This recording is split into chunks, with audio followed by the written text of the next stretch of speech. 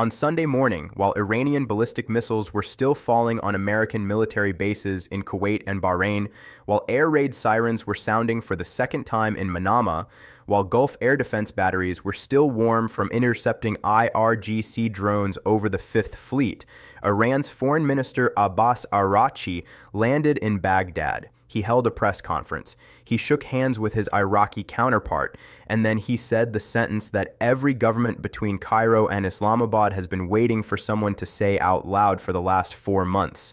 He said we should reach a new framework that includes all countries in the region, and without the presence or interference of any country from outside the region, without the presence or interference of any country from outside the region. Read that slowly, because what Araghchi said in Baghdad on Sunday is not a diplomatic pleasantry. It is not a negotiating posture designed to extract concessions from Washington. It is not the kind of statement a foreign minister makes off the cuff at a press conference while his country's missiles are still in the air. It is a vision statement. It is the explicit articulation of what Iran has been building towards since February 28th, stated publicly in the capital of the most strategically important Arab country bordering Iran to an audience that was not Donald Trump. The audience was the Gulf, and the Gulf is listening. In the next few minutes, I am going to show you exactly what Araghchi's statement means, why it landed the way it did, and what 3 receipts from the last 72 hours reveal about a regional security architecture that is being quietly, methodically dismantled and rebuilt, while Washington's attention is focused on Truth Social posts and Rose Garden press conferences, because this is not a story about one diplomat in Baghdad making one provocative statement. This is a story about a region that spent 4 months watching the world's most powerful military fight, a war it could not end on its own terms, and drawing the only conclusion that 4 months of evidence supports. The American security umbrella has a hole in it, and every government in the Gulf is now deciding what to build underneath it. Think about it like this. Imagine you live in a gated community. The security guard has been there for 50 years. Everyone pays their fees. The agreement is simple. You pay, he protects. Then one night, a fight breaks out between the security guard and a neighbor. The fight goes on for 4 months. During those 4 months, your car gets hit by stray bullets 3 times. Your front window gets cracked by a shockwave. Your insurance premiums double. Your children stop playing in the front yard. And the security guard every morning tells you the situation is under control. Then one Sunday morning, the neighbor sends missiles into 2 houses on your block that are hosting the security guard's equipment. And instead of stopping the fight, the security guard punches back. The neighbor punches back harder, and the foreign minister of the neighbor walks to the house at the end of the street, stands on the porch, and says, "I think we should all get together and form a new neighborhood watch without the old security guard." And the houses on your block do not immediately say yes, but they do not immediately say no. They listen because they have been watching this fight for 4 months, and they know exactly what the old security guard did and did not protect them from. That is the conversation happening in every Gulf capital right now. Drop your answer in the comments. When a security guarantor's failures become visible to everyone it is supposed to protect, at what point does listening to alternatives stop being disloyalty and start being self-preservation? Let us build the context, because Araghchi did not arrive in Baghdad on Sunday with this idea fully formed. He arrived with 4 months of evidence behind it and a region that has been recalibrating in real time. The war began on February 28th when the United States and Israel launched Operation Epic Fury against Iran. The stated American objectives were to neutralize Iran's nuclear capability, eliminate its military command structure, and reshape the regional security environment. The operational assumption was a 4 to 5 week campaign that would end with a chastened Iran accepting American terms.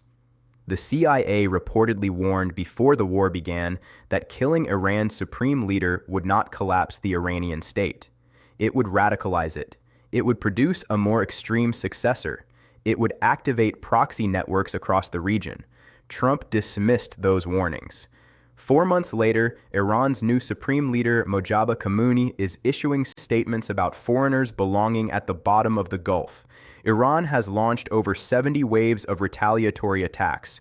The Strait of Hormuz was effectively closed for nearly 4 months, disrupting 20% of the world's oil supply and triggering an energy crisis that the International Energy Agency described as worse than the oil shocks of the 1970s.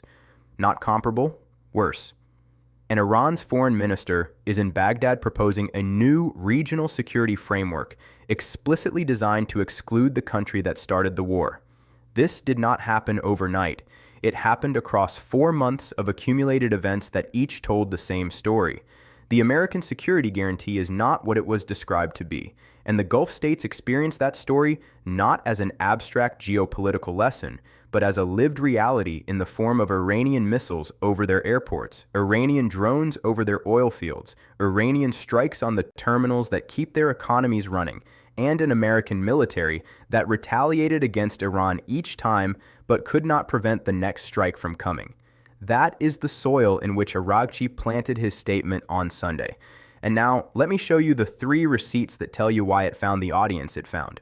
Receipt number 1, the GCC condemned Iran strikes on Kuwait and Bahrain on Sunday in unified, unambiguous language, and then did something else entirely in the hours that followed. Within hours of the IRGC confirming it had launched ballistic missiles and drones at 8 American military facilities in Kuwait and Bahrain, the Gulf Cooperation Council's member states issued condemnations that were swift, unanimous, and pointed. Kuwait called the strikes repeated heinous Iranian aggressions. Bahrain said they violated its sovereignty and undermined opportunities for de-escalation and stability. Qatar stressed the need to spare the region the consequences of unjustified attacks.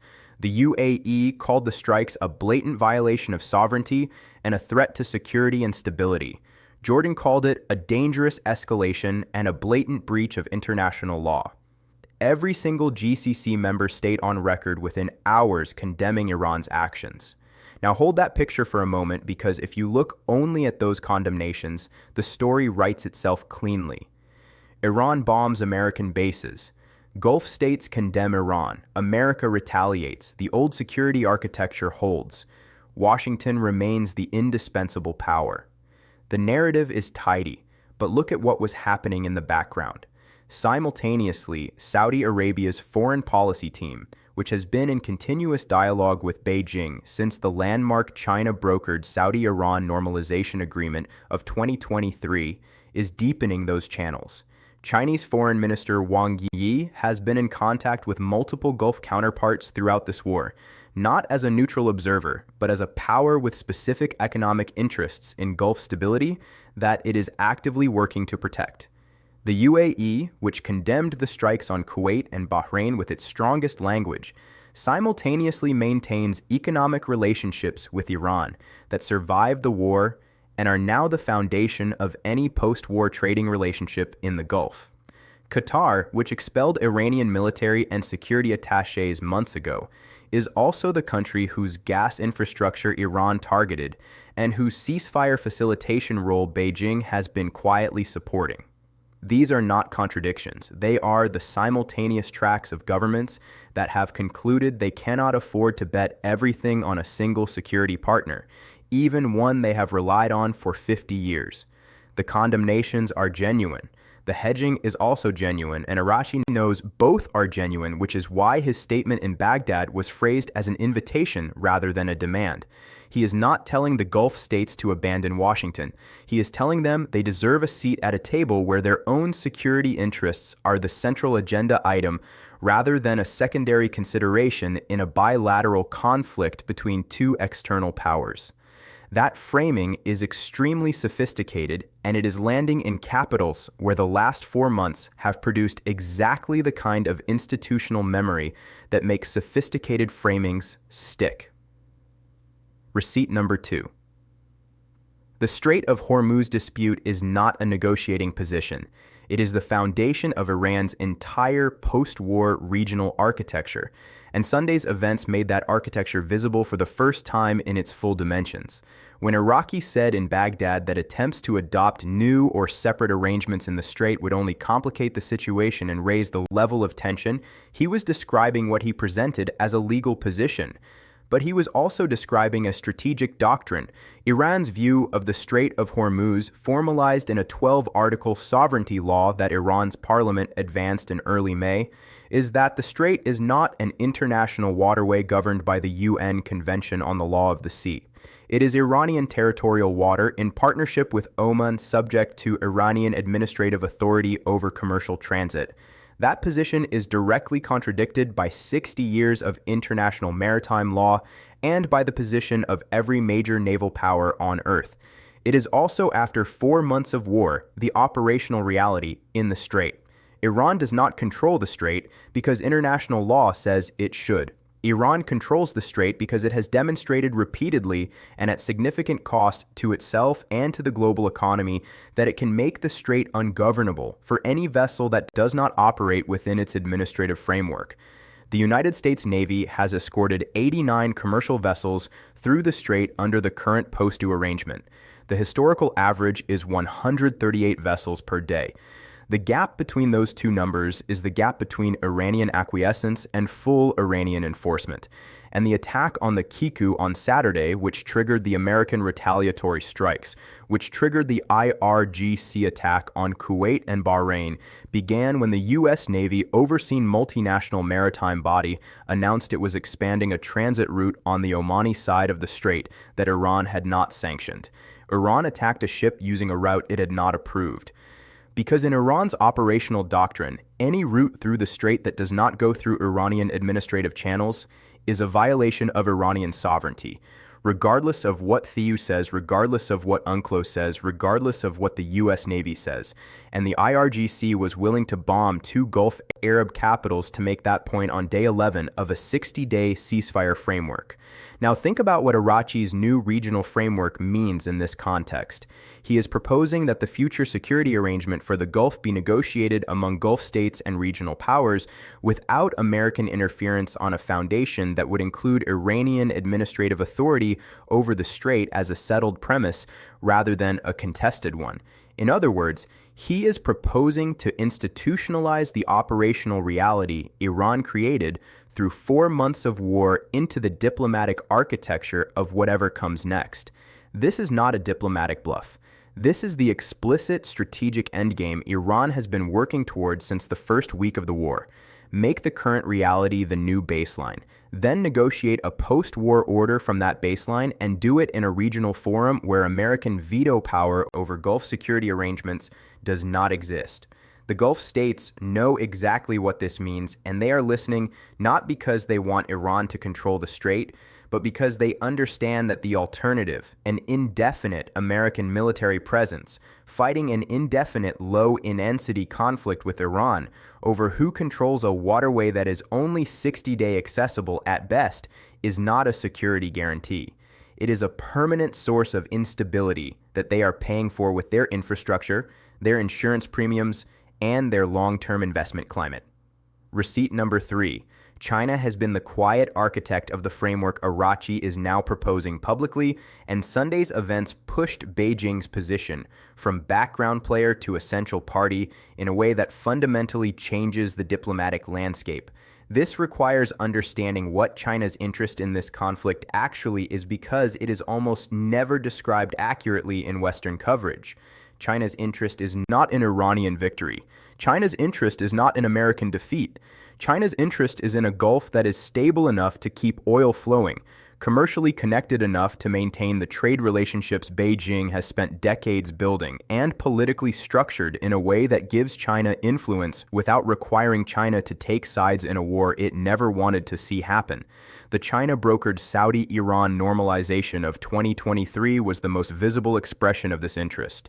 Beijing spent years cultivating relationships with both Riyadh and Throne, positioning itself as the power that could talk to both sides simultaneously, and then use that positioning to broker the single most significant diplomatic achievement in the Gulf in a generation. It was in retrospect a preview of exactly the regional architecture Araghchi is now describing in Baghdad. A Gulf security framework that includes all regional parties managed by relationships that run through Beijing rather than Washington, built on economic interdependence rather than military alliances, When Wang Yi called Arachi during the war and said talking is always better than fighting, he was not offering a platitude. He was protecting a strategic investment. China has signed major energy and investment agreements with Saudi Arabia and the UAE. Chinese companies are deeply embedded in Gulf infrastructure, from ports to telecommunications to financial systems. A Gulf war that goes on long enough to permanently restructure those relationships is a Chinese strategic loss regardless of which side wins the shooting war. So, China has been throughout this conflict simultaneously encouraging Iran to negotiate, reassuring Gulf Arab states that Beijing values their relationships, pressing the United States through back channels to find an exit, and positioning itself as the neutral party capable of hosting or facilitating any arrangement that emerges. Pakistan's role as the primary mediation channel in this war is not unrelated to China's relationships with both Pakistan and Iran. The Islamabad talks that led to the MOU were not purely a Pakistani initiative. They were part of a broader diplomatic architecture in which Beijing had a structural interest in the outcome. Now, Arachi is in Baghdad proposing a regional framework. He is doing it the day after Iran bombed American bases. He is doing it with China in the background as the only major power that has credible relationships with every party to this conflict. And he is doing it 11 days into a 60-day clock that both sides are violating simultaneously in a region where every government is actively recalculating its security dependencies. This is not coincidence. This is sequencing. The military pressure establishes the leverage. The diplomatic proposal frames the alternative, and Beijing sits at the intersection of both. Here is what most people watching this conflict are completely missing. The conversation that Araghchi started in Baghdad on Sunday is not primarily about Iran. It is not primarily about the United States. It is about the Gulf Arab states, and specifically about whether the experience of the last 4 months has changed their fundamental security calculus in ways that are durable rather than temporary. For decades, the Gulf security architecture rested on what you could call the American premium. Gulf states paid a combination of oil price management, base access, and diplomatic alignment in exchange for an American security guarantee that made their defense spending, their threat calculations, and their foreign policy options radically simpler than they would otherwise be. The American premium was expensive in sovereignty terms. You could not pursue certain relationships. You had to manage certain tensions. You had to align certain votes. But the premium bought something real, which was the credible belief that if someone came for you, the United States would come for you first. The last 4 months have stress-tested that premium in ways nothing else has since the 1973 oil embargo. And the test results are mixed in ways that matter enormously.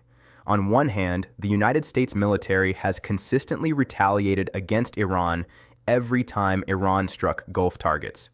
Every drone attack, every missile strike, every tanker interdiction has produced an American military response. The carrier groups are still in the region. The Patriot batteries are still operational. The escorts are still running. On the other hand, Iran has bombed Gulf infrastructure, airports, desalination plants, oil terminals, LNG facilities, and now American military bases in Kuwait and Bahrain, and the American military response has not prevented a single subsequent strike. The security guarantee covers retaliation. It does not cover prevention. And in a world where Iranian missiles are accurate enough to hit specific buildings inside American air bases, retaliation after the fact is a different product than the umbrella that was sold. Araghchi understands this distinction precisely. He is not offering the Gulf states a better defense alliance. He knows Iran cannot offer that, and the Gulf states know it too. What he is offering is something different. He is offering the absence of the threat as an alternative to the guarantee against the threat. His proposal translated from diplomatic language into plain terms is this. If the regional security architecture includes Iran as a legitimate participant with recognized interests rather than a threat to be managed by American power, then the threat the American guarantee was designed to protect against ceases to exist in its current form. That is a fundamentally different security product. and it is one that becomes more attractive every time an Iranian missile hits a building in Bahrain. Saudi Arabia has not said yes to Iraqi's framework. Neither has Kuwait, Bahrain, the UAE, or Qatar. They condemned his country's strikes on their territory in the same breath, but they are listening. And listening in the diplomatic context of a region that has just spent 4 months absorbing the costs of a war it did not start is itself a significant signal. The UAE's dual-track foreign policy is the most visible expression of this listening posture. Abu Dhabi condemns Iranian strikes in the strongest language. Abu Dhabi also maintains trade relationships with Iran that survived the war. Abu Dhabi is home to a major American military presence and simultaneously the host of Chinese infrastructure investments that Beijing considers strategically significant. The UAE is not choosing between Washington and throne or between Washington and Beijing. It is building a position that does not require that choice because it has concluded that the binary security world of the American era is ending, and the multipolar world that replaces it will reward governments that maintained relationships across the emerging divide. Saudi Arabia's Vision 2030 economic program, which was always about reducing dependence on oil revenues, has become, through the experience of this war, also about reducing dependence on a single security patron. The investments in domestic defense industry, the deepening of Chinese and Indian economic relationships, the careful management of the Russian relationship, despite Russia's pariah status in Western frameworks, all of these are the same project viewed from different angles. Riyadh is building the capability to survive in a world where the American premium is no longer affordable or available at its previous terms. Qatar is funding reconstruction in Gaza, facilitating ceasefire talks in Lebanon, hosting American military facilities, and maintaining the back-channel relationships with Iran that no other Gulf state can sustain after 4 months of direct conflict. Qatar's foreign policy is in miniature the model of the new Gulf framework.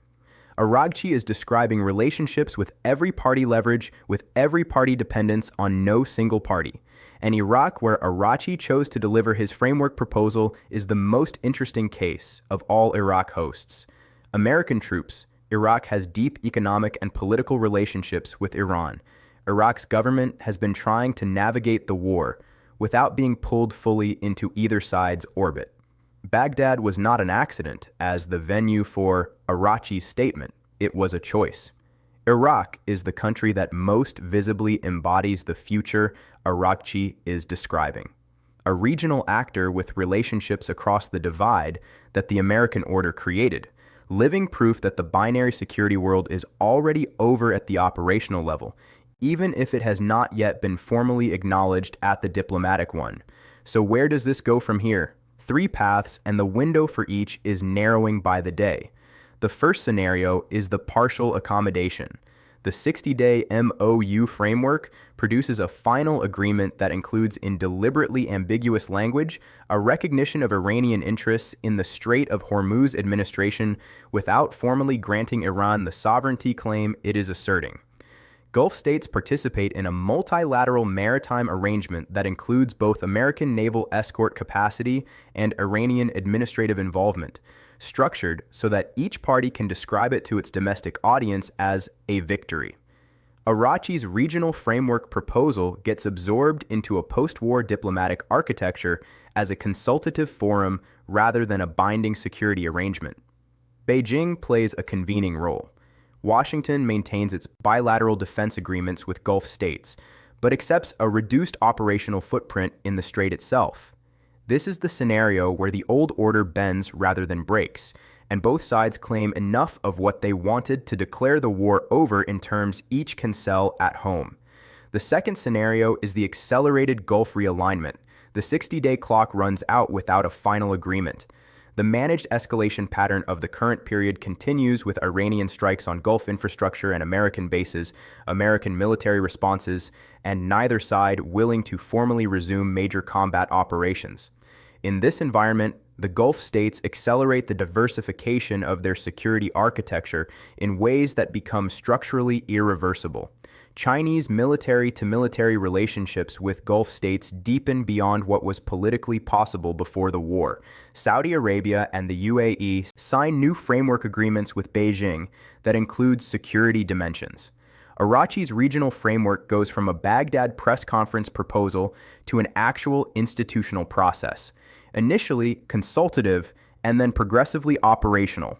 American bases remain, but their political foundations erode as host governments increasingly see the presence as a liability that draws Iranian fire rather than an asset that prevents it. The third scenario is the one that no one in an official position will describe on camera, but that the events of Sunday make the most worth examining carefully. Iran's framework proposal lands at a moment when Gulf Arab governments are simultaneously absorbing Iranian missiles and being told by Washington that negotiations are going very well. If a major escalation occurs, whether from Israeli military action in Lebanon that pulls Iran back into direct confrontation, or from a breakdown in the 60-day framework that produces a resumption of major American operations against Iran, or from a domestic political crisis in the United States that changes the calculus in the Oval Office, the Gulf states will face a binary choice they have been desperately trying to avoid.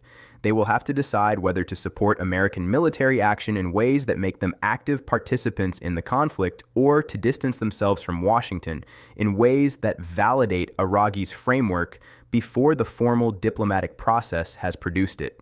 That forced choice, made under fire, could produce a structural realignment faster and more permanently than any amount of deliberate diplomatic architecture building in calmer times. Here is what I know for certain tonight. Arachi's statement in Baghdad is going to be remembered as a significant moment in this war's diplomatic history, regardless of what happens in the next 49 days of the 60-day clock, not because it will necessarily produce the framework he described, not because the Gulf states are going to abandon Washington next week, but because it marks the first time the explicit alternative to the American Gulf Security Order has been articulated publicly in the region by a senior official of the country that has just demonstrated through 4 months of warfare that it can impose costs on the American security system that the system was not designed to absorb. For 50 years, the American security architecture in the Gulf rested on the assumption that no regional power could credibly offer Gulf Arab states an alternative to American protection. That assumption has not been proven wrong yet. Iran cannot protect Saudi Arabia from external threats. China cannot project military force into the Gulf the way the United States can. The alternatives are real, but incomplete. But the assumption has been weakened, and weakened assumptions in security architecture are the ones that eventually fail under the weight of events that no one predicted would be as costly as they turned out to be. The February 28th strikes were supposed to take 4 to 5 weeks and produce a reshaped regional order on American terms. They produced 120 days of war, a 60-day ceasefire framework that is already being violated on day 11, and a regional foreign policy environment in which Iran's foreign minister can propose the end of American influence in the Gulf, in the capital of a country hosting American troops, and receive not a categorical rejection, but a listening posture from every government in the region. That is the strategic accounting of 4 months of Operation Epic Fury, not the missile counts, not the sortie numbers, not the infrastructure damage assessments. This, a region that was never going to be the same after this war, choosing what it becomes next in real time, while the clock counts down from day 11 and Iran's foreign minister waits in Baghdad for the answer that no one is quite ready to give out loud.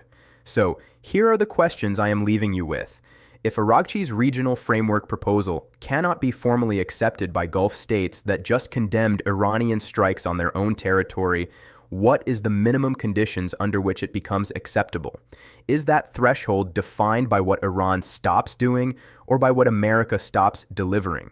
If China is the power with relationships across every divide in this conflict, and if the post-war Gulf Order is going to be negotiated in a format that includes Beijing as a central participant, what does that tell you about where the real diplomatic power in this region has moved over the last 4 months? And if the Gulf states are listening to Iraqi's framework without saying yes, are they also listening without saying no? Drop your answers in the comments. I read every single one. Subscribe to the Military Point right now, because the conversations that Arachi started in Baghdad on Sunday are continuing in capitals that are not making public statements, in meetings that are not producing readouts, and in decisions that will shape the security architecture of the world's most important energy region for the next 50 years. This story does not move at the speed of a news cycle. It moves at the speed of history, and you need to be here when the next chapter becomes visible. This content is commentary and analysis for formational purposes only. It does not constitute financial, legal, or geopolitical advice. The Military Point is an independent channel, not affiliated with any government, military, or organization.